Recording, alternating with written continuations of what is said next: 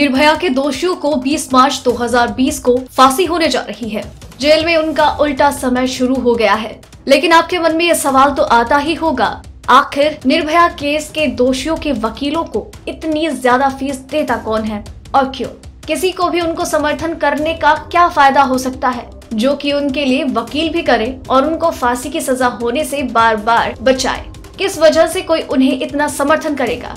चलिए जानते हैं इन सभी सवालों के बारे में। इस तरह के केस बड़े वकील फीस के लिए नहीं लड़ते। इस तरह के केस लड़े जाते हैं अपनी कानूनी काबिलियत और साख को साबित करने के लिए। इन वकीलों की फीस इतनी ज्यादा होती है कि आम इंसान तो वैसे भी इन्हें नहीं रख सकता। पब्लिसिटी स्टंट कह लीजिए या फिर भविष्य में बड़े गंभीर केस के लिए फेंका गया चारा। अगर ये वकील किसी तरह से इन्हें बचाने में सफल हो जाए तो तगड़े वकील होने का गर्व घमंड इनके सीने पर ले चलेगा। वकील ये बात ऑन रिकॉर्ड कबूल नहीं करेंगे, लेकिन वकीलों की लॉबी में अपना लोहा लिए चलेंगे। ऐसे आपको बता दें कि निर्भया के दोषियों के वकील का नाम AP सिंह है और AP सिंह पहले ऐसे वकील बन गए हैं जिन्होंने कानून के बड़े बड़े जानकारों को ये बताया है कि इतने चर्चित केस में फांसी होने के बाद भी इन तरीकों से गुनहगारों को कैसे बचाया जा सकता है। इससे पहले ऐसा कोई नहीं कर पाया था। कानून के मामले में ये उनके लिए बहुत बड़ी उपाधि है। ये ऐसा ही है जैसे पहली बार किसी कंपनी ने किसी नई चीज की खोज की हो। तो आप इसी बात से अंदाजा लगा सकते हैं कि AP सिंह ने ये केस क्यों लड़ा बिना पैसों के, क्योंकि ये एक बहुचर्चित केस है और उनकी वकालत के चर्चे अब इंडिया ही नहीं पूरी दुनिया में हो रहे हैं। वकील का पेशा झूठ और फरेब के दोष से मुक्त होता है। निर्भया के मामले में जनता इसे अत्यंत आपत्तिजनक मानती है। सभी जुर्म के एक पक्ष का वकील दोषी को बचाना चाहता है। बड़े वकील ऐसा करते हैं, कुछ अपनी सीमाएं भी बना सकते हैं तो कुछ किसी भी चीज के लिए तैयार रहते हैं। अब तक गांधी जी के बारे में ही पढ़ा है कि वो झूठे केस लेने से मना कर देते थे।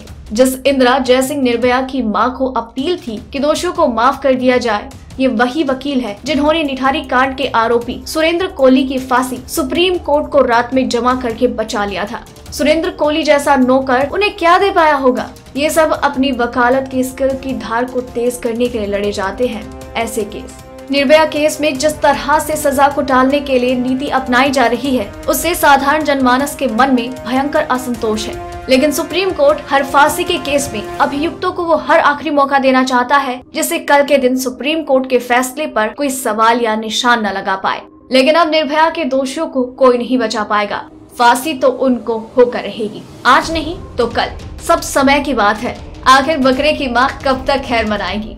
अंत में एक महत्वपूर्ण बात ये बता दूं आपको, हमने बहुत सारी रिसर्च के बाद, और ये हमारे निजी विचार हैं और इस बात का कोई वकील बुरा न माने। सभी का सम्मान है, ये उनका काम है और सब अपने काम में 100% देते हैं।